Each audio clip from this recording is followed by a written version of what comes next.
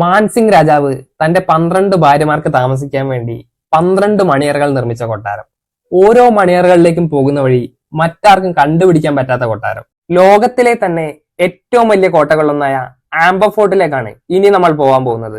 Amber ഫോർട്ടിലേക്ക് പോകാനായി ഹൗവ മഹലിന്റെ അടുത്ത് നിന്ന് മിനി ബസ്സുകൾ അവൈലബിൾ ആണ്. 30 രൂപയാണ് ഇതിന് വരുന്ന ചാർജ്. ഒരുപാട് സ്റ്റെപ്പുകൾ കയറി വേണം കൊട്ടാരത്തിന് അടുത്തേക്ക് എത്താൻ. 102 രൂപയാണ് ഇവിടെ എൻട്രി ഫീ. ഇതാണ് കൊട്ടാരത്തിന്റെ മുൻവശം. ആമീർ ഫോർട്ട് എന്ന് ഈ കൊട്ടാരത്തിന് പേരുണ്ട്. മുകളിൽ നിന്ന് നോക്കുമ്പോൾ കാണുന്ന ഏറ്റവും മനോഹരമായ കാഴ്ചയാണ് മോട്ടോ ലേക്ക് എന്നറിയപ്പെടുന്ന ഈ ജലസംഭരണി. കൊട്ടാരത്തിലേക്ക് ആവശ്യമായിരുന്ന വെള്ളം ശേഖരിച്ചിരുന്നത് ഇതിൽ നിന്നായിരുന്നു. രജപുത്ര മുഗൾ ശൈലിയിൽ നിർമ്മിച്ച ഈ കൊട്ടാരത്തിന്റെ നിർമ്മാണത്തിനായി യൂസ് ചെയ്തിരിക്കുന്നത് ചുവന്ന മണൽക്കല്ലുകളും മാർബിൾസും ആണ്. സൂരജ് പോൾ, സിനാന മഹൽ, ദിവാനി ആം, ദിവാനി കാസ്, ശീഷ് മഹൽ, സുഖ്നിവാസ് എന്നിങ്ങനെ 6 ഭാഗങ്ങളുള്ള ഈ കൊട്ടാരത്തിന്റെ മെയിൻ അട്രാക്ഷൻ എത്ര കണ്ടാലും മതിവരാത്ത ശീഷ് മഹലാണ്. മിറർ പാലസ് എന്നറിയപ്പെടുന്ന ശീഷ് മഹലിന്റെ പ്രത്യേകത രാത്രി ഒരു മെഴുകുതിരി കത്തിച്ചാൽ പോലും ഈ കൊട്ടാരം ഗാലക്സി തിളങ്ങുന്നത് പോലെ തിളങ്ങുമെന്നതാണ്.